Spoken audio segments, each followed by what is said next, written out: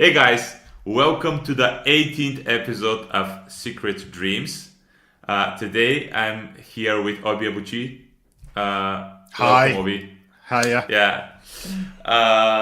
So, as some of you know, I'm a leadership coach, self leadership coach that helps people to really connect to and follow their dreams bravely, to connect with the secret dreams they have inside, and just follow that, follow their heart, because I definitely believe, I'm the believer that this is the place you want to be in order to live the life of success, satisfaction, love, and achievement.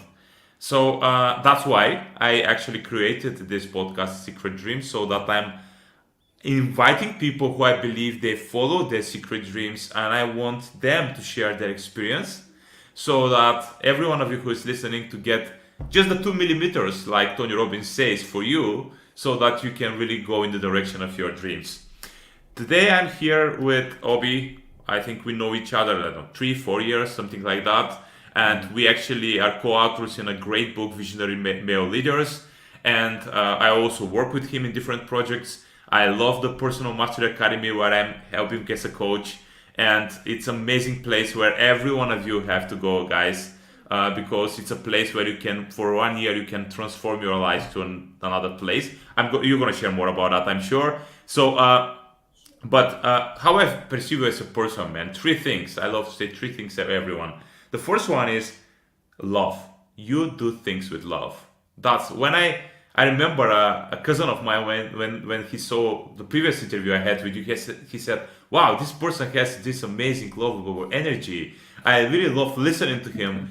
Even though I couldn't understand everything, it was just the feeling of, just this energy, this amazing energy. So I remember that, and I said, "Yeah, that's true, man. Love is there, a lot of love." Second thing is service. You really go and help people because you want to serve them first, always first.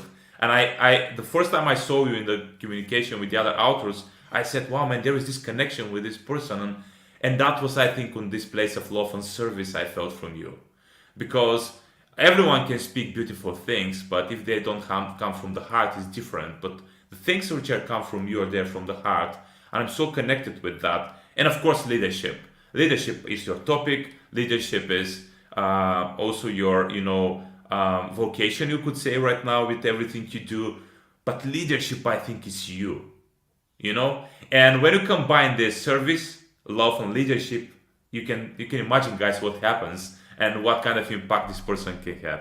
So welcome, Obi. I'm gonna give you the word, to start talking about your story. But thank you for being here.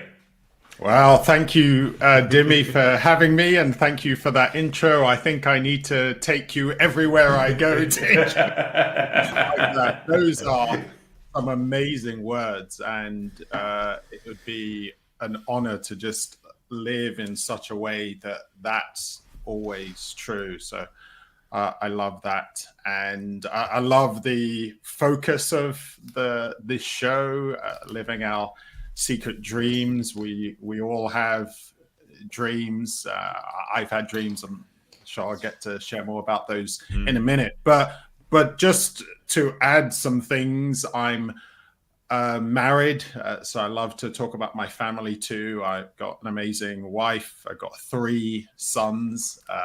Wow. Who are 2 teenagers, one soon to be a teenager. So it's an exciting phase of Great times. life. And yes, I run Core Leaders International. As part of that, run a Personal Mastery Academy. And the emphasis is actually switching of Core Leaders International to just helping leaders thrive by achieving alignment in core areas of life. And because sometimes we go through life and one area of our life is going really well and the other area isn't going so well, and how do we achieve alignment? That's how we thrive. I actually started off my career as an engineer and then moved into consulting and leadership development. I've been inspired by so many books, which is probably why I ended up becoming an author myself. And I love just this idea of helping people grow. And so that's a little bit about me. I'm happy to share more as we go through. Thank you for that, man. Thank you for it's a great, great introduction, and I love hearing that. Actually, it seems to me that it was a journey for you again to detect and follow more and more what your heart says and where is the direction of you. So speak a little bit about that journey. Speak a little bit about that journey because I think it may be very beneficial for people to hear more. Sure, yeah, right. And there's a reason, I talked about the fact that I used to be an engineer, and I think the journey of discovering your dreams, it really is a journey of discovery. So for me, it all started when I was 7. I was born in the UK, and then we moved back to Nigeria, and we went back by ship so that we could have a holiday of it. So I was with my mom, my aunt, and my cousins. And on the ship, I watched this film called Return to Eden, and it's set in outback Australia. The main character, Stephanie Harper, she was from a wealthy family. Her dad left her money.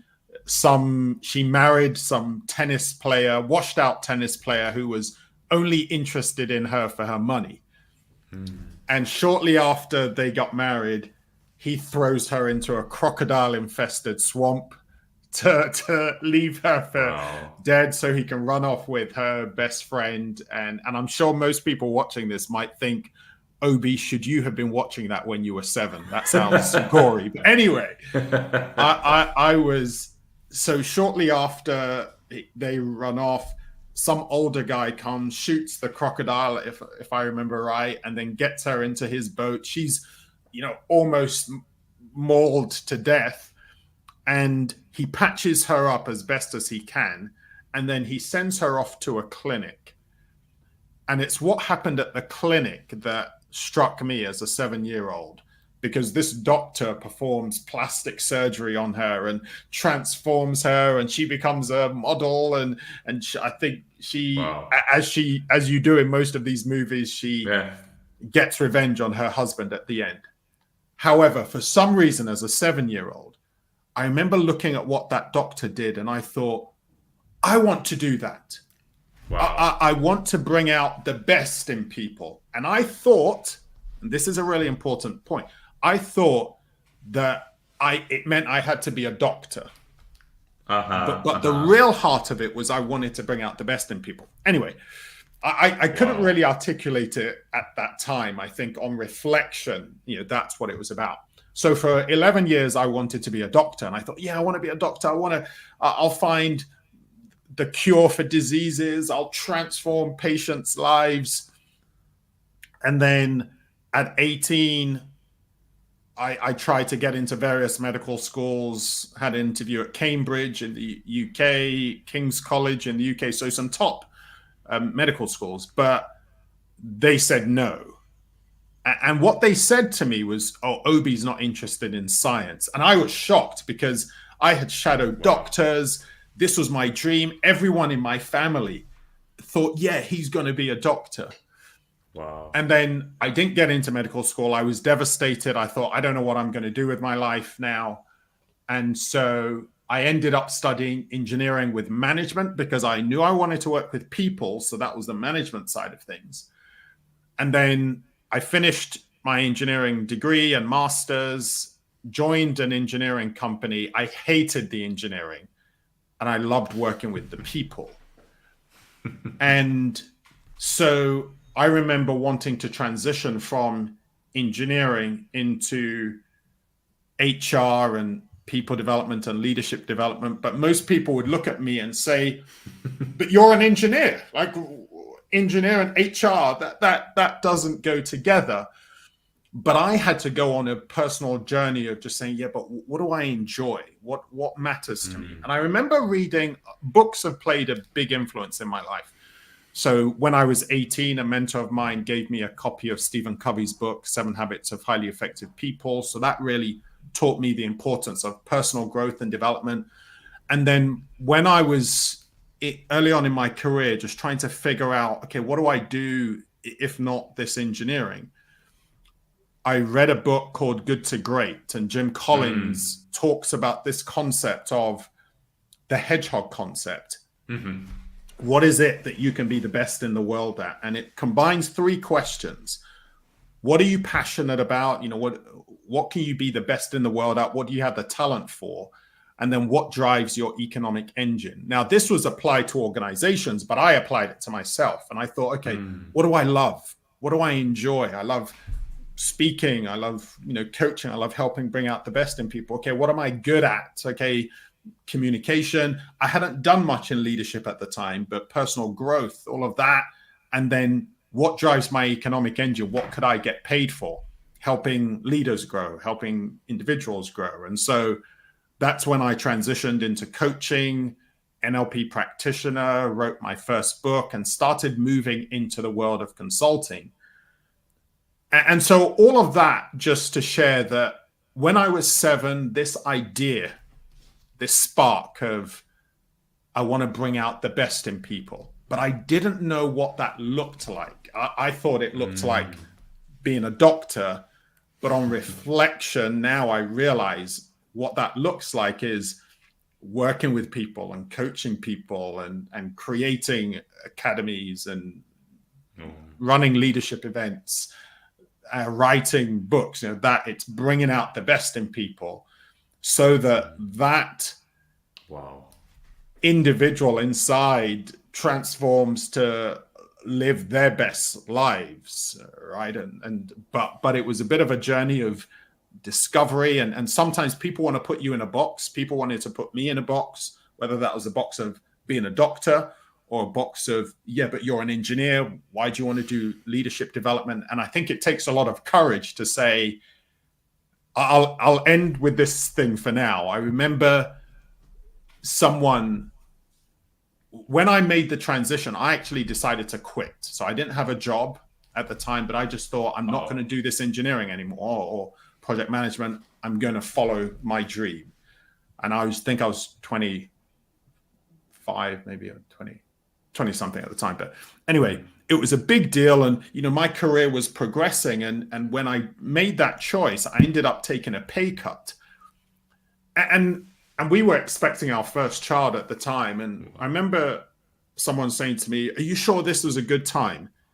And I projected 25 years down the line. And I just thought, if I stay on this path, I'll end up stuck just doing something I hate just to earn money that I need to look after the house and family and mortgage. And I knew that if I could move in the path of my passion and dreams and vision, then eventually the finances will sort themselves out. Because when you're doing something you're passionate about, when you're doing something you're good at, the market will pay you for that, right? Because you're offering something of value. But if you stay stuck doing something that isn't a passion, that isn't a dream, that doesn't give you energy, then you might be okay, but I don't think you'll ever be amazing because you're not really tapping into that deep, authentic, true you that can bring so much to the world. So that was a bit of a long overview of my story there. Very inspiring story. Honestly, I know some of the elements from before, but I didn't know the wholeness of the story like that. So it's very inspiring how you progressed in this following your dreams, your secret dreams. And my takeaway so far from that is that it's not about the specifics, but it's about the why. So right? So true. Yeah. Absolutely. Yeah. That's my takeaway, because you got that. You got the why at some point. You didn't. Yeah. Right? It's not about this specific thing. It's about what is beneath that. Yes. Yeah. And the thing about that is, I think sometimes you've got to go on a journey with the specific to understand the why behind it. And that's what allows you to move into different spaces. Sometimes people ask, what is presence? Like, what does it mean to, man, they're just on purpose. And we were talking a bit about this before the show started, right? Just, it's so great being on purpose. And I think that's the key. When you discover your purpose, then it's easy to just know what it is you need to do. When there's a saying, when you lose your why, you lose your way.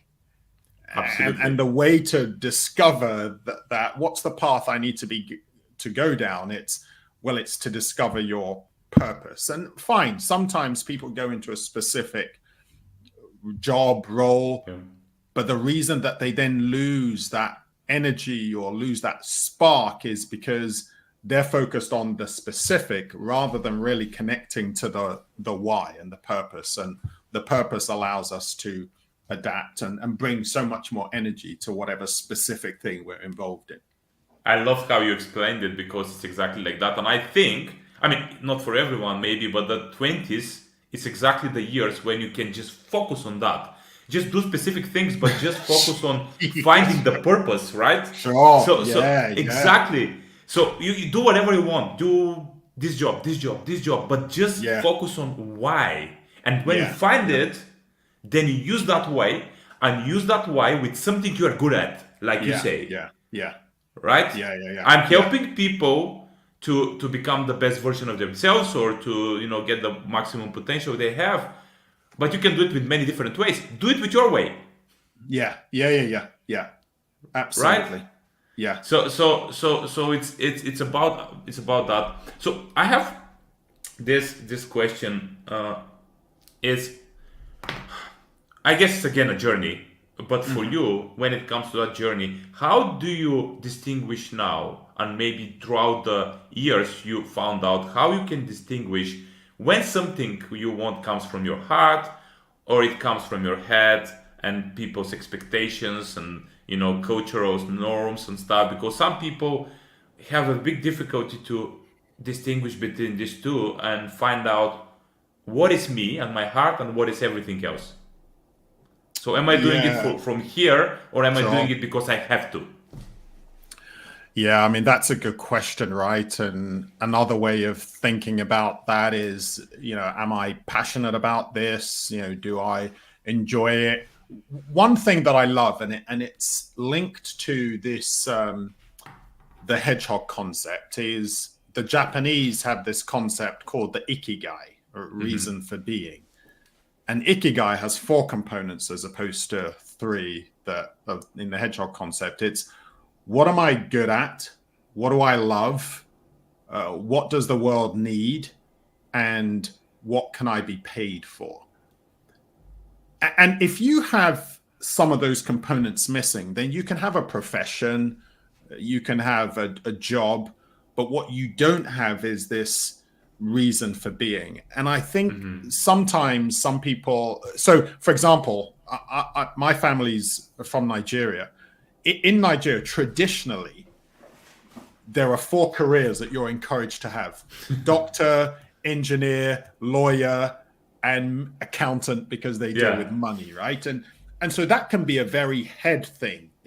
Part of the rationale, I get it, is you want to have a good job. You want to be able to provide for your family. You want professions that, engineers can build, and doctors can look after lives, and lawyers understand the law, and accountants manage the money.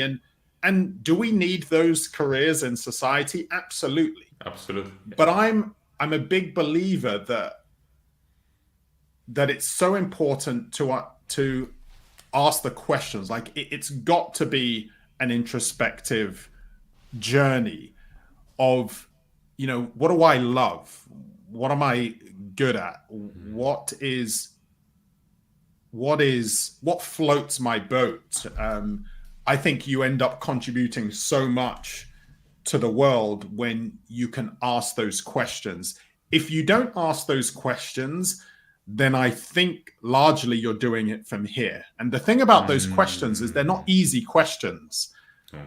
And so those easy questions take they take time. The thing about the heart is the language of the heart isn't, one way to put it is the language of the heart isn't English or whatever language you speak, right? The language of the heart is a sense. It's a feeling, and it's a resonance. And so asking yourself this question, okay, what do I enjoy? And the answer may not come easily, but it's just, okay, I'm going to go on this journey over several months. So, when I said I asked myself those questions, it wasn't as simple as I asked myself those questions. 5 minutes later, I had the answer for them. I'm done. It's just okay, is this what I enjoy? I remember thinking of different things. At one point, I said, oh, maybe I want to be an actor, or maybe I want to be a voiceover artist, because you're exploring, you're trying to say, okay, is it this that excites me? No.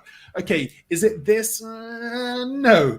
Is it this? Yeah. And why? Why is it? I don't know. There's a joy, there's an excitement. And so, it's just, it's a journey of discovery. It's not plain. And so you've got to be able to connect with what's resonating with me. Where do I feel that joy? Where do I feel that excitement? And that's why, to your point, you've got to try a number of things.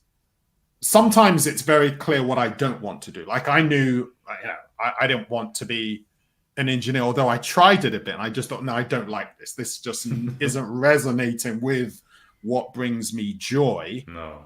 And then I knew people did. So you end up finding categories, and then you explore within those, and you end up, finding, I think it can be several things that resonate with you. And then depending on circumstances, a life situation, you can choose things to move forward. So yeah, I hope that helps. It helps a lot. I mean, and definitely when you say you want maybe several things, and when you ask the questions of Ikigai, Hedgehog, I mean, whatever concept you have there, when you ask these simple questions, you can choose between among these things, which exactly. is the thing for me. You Yeah. can distinguish them in that way. Okay, that may be what I love doing, but maybe I'm not so good at. So then the other thing is I'm good and I love it. So then this third thing, I also can make money from it. Exactly. Yeah. Right? Yeah. Yes. Yeah. And I think that's a really nice way, because it gives you, it's like trying to diagnose something. It gives you options, and it helps you figure out these sorts of things are worth exploring, and these sorts of things are not worth exploring for me. So I love to communicate, but teaching isn't necessarily my thing. Just, in a school or a university, because I love to be in the real world. Not to say teaching isn't the real world, but I love to be in business and and applying it to real challenges, rather than the journey of preparing people for the real world and a profession and a vocation. So that's how you begin to discover what resonates with you and what doesn't, what industry, which one excites you or doesn't. Okay, let's talk about fear a little bit, Obi, because fear is one of the things, which would say that stop us from following the secret dreams, stops us from actually sometimes even reaching towards our secret dreams. Different types of fear, of course. There are many fears in the world.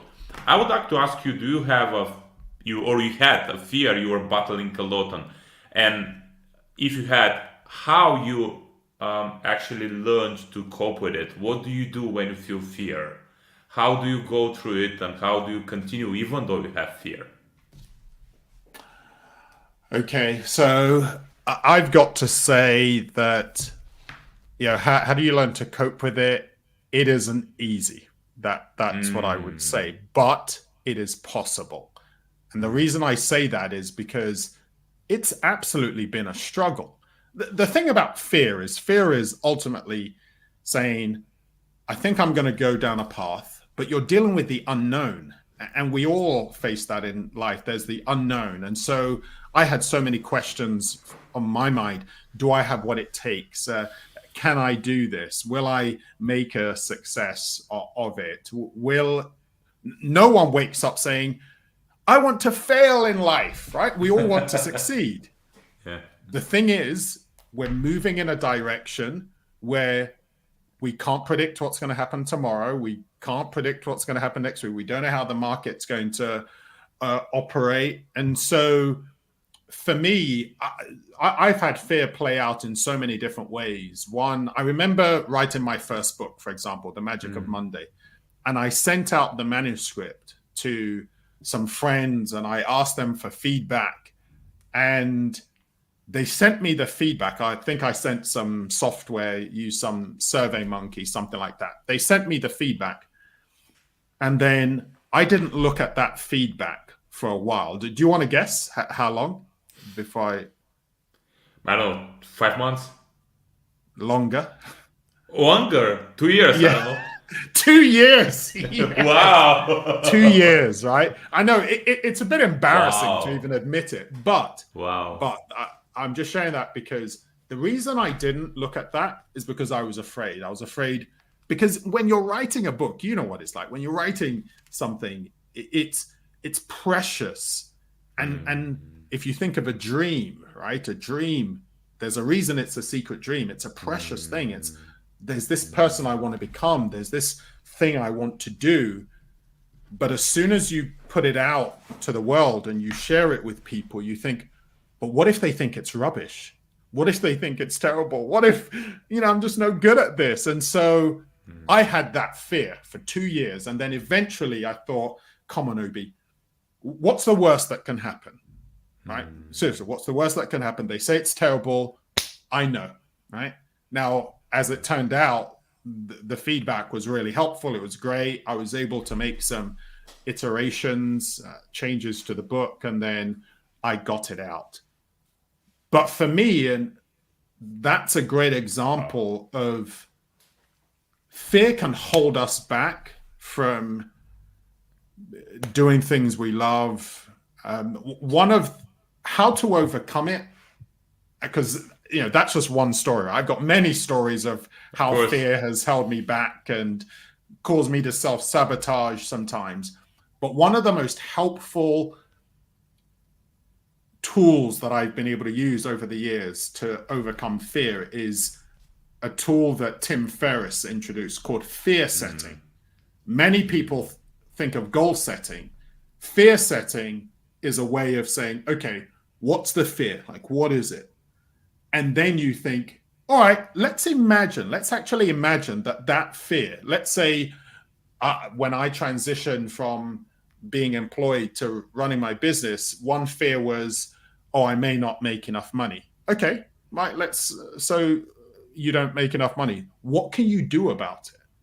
And then I thought, okay, well, maybe I could, get some part-time work. I could partner with some other organizations. Okay, that's to prevent it. But let's say it actually happens. How could you repair it? How could you overcome it? Okay, well, I could just decide this isn't the path for me, but nice try. I'm going to go back to doing something. And what that exercise does, it helps us realize we've got agency. And often, I think it's a quote from Seneca that we suffer more in imagination than we do in reality. Someone described fear as false evidence appearing real. And I've just learned now to say, yeah, that is possible, but I've got agency and there are things I can do. And how about I flip it on its head? What about, rather than imagining the worst, imagine the best? Imagine this did work out. Imagine lives were changed. And I think that's also why it's so important to connect with your why, because if you don't have that really strong why, then you don't keep going and you don't push through because your ego can get the best of you. And often when we don't take those steps, and I'll admit it freely, that when we don't take those steps, it's because we're trying to protect ourselves. But when we're committed to serving others, then you push through the fear because you think, but there's a need, and I want to meet that need. And so even if I fail, I'd like to figure out a way because there's a need that I want to meet. So I think that Tim Ferriss tool of fear setting is one of the most powerful ones. And I use it now when I'm coaching leaders because it's a great way of overcoming barriers to moving forward. Lovely, lovely. So you touched upon the area of self-doubt anyways now when you start talking about the fear, but let's distinguish a little bit self-doubt, because if fear is something which stops us, self-doubt is for me number one thing which stops us to actually go towards what we want. I mean, with numerous clients I've been working, there is no single one which we haven't reached to a point when we realize that they doubt themselves a lot. So that's why they can't go to the place they want to, career, life, relationship, no matter where. For me, self-doubt is the most important thing we need to work with in order to really feel in our element and we feel confident to go towards things. So, do you face self-doubt, still face self-doubt right now? And tell me, how do you work with it? What do you do when you say, Obi, you're not good enough, man? Oh, I know. There was a period where I was being crippled with self-doubt. I mean, it was so huge to the point that just some of the things that I had to get engage with, meditation. I ended up doing a mindful self-compassion course just to help quiet that voice inside our heads. I think in general, we all have those two voices. We either have that inner critic, and that's where the self-doubt can be really strong, or we have that inner coach. And I had to figure out a way of quietening the inner critic and strengthening the inner coach. And it's very much linked to fear, because if you're doing something you've never done before, then for a lot of us, I can link this to imposter phenomenon, right? We might think, I don't think I can do this. And part of that is because we've never done it before. And so you think, well, what evidence do I have that I can do this when I've never done it before? And I think confidence does come from competence. And so when we've had success at little things and when we're playing to our strengths, again, I keep going back to this ikigai, understanding what you love, your purpose, when you're playing to your strengths, then you see patterns of success and then you realize, actually, I can get better. I can grow. And so success helps. So trying something that's a little bit or a little pilot, taster of something, and then experiencing success in that has certainly helped me. I'm a big believer in playing to your strengths, doing things that you enjoy and are good at, because that's where you then see that snowball effect of, I did this little thing, it worked well, then I can do better. And I think that's what gives us the confidence to do that. We were also talking beforehand just about networking and seeing people who have done it. And that's something that has inspired me.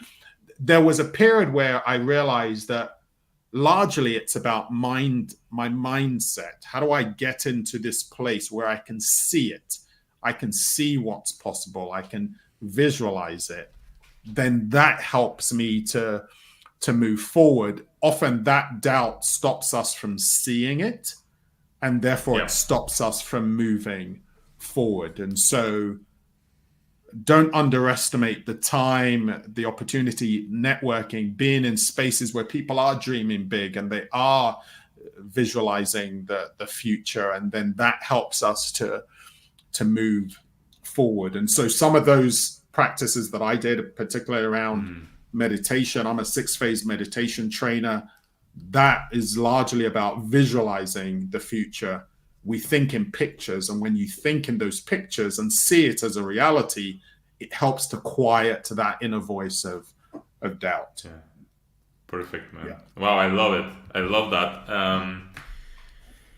Thank you for sharing all of this, Obi. It was so inspirational to hear that, so practical, and at the same time very inspirational, which is a great mix between these two. And before we go, just share with us if there is I know that there are many keys to follow your dreams, to be confident to follow there and achieve them. But if there is one key for you, if there is one thing you would say, guys, if you focus on that now, definitely you're going to go closer towards your dreams. What would be that one thing? I think it would be where we started, which is know your why, know your purpose, because that's what gives you the energy to overcome the obstacles, because there will be obstacles. That's just life, right? There's a market or crash that's unexpected. There might be health challenges that you face, or even for some people, the obstacle is you do so well, you don't even know how to scale up. You're having to scale up quickly, and that becomes a challenge. But when you know your purpose, you know your why, you will always find your way out of any of the difficulties or any of the challenges. So I think for me, that's where it all begins. Know your why, know your purpose, and it makes the journey so much easier. Thank you, man. Thank you for sharing that. And people, listen to this several times. Get your things written in your notebooks, and then you start doing things, because a lot of golden nuggets here. Thank you, Obi, for your wisdom again. And thanks for having me. Lovely day. Thank you. Thank you. Thanks for having me, Dimi.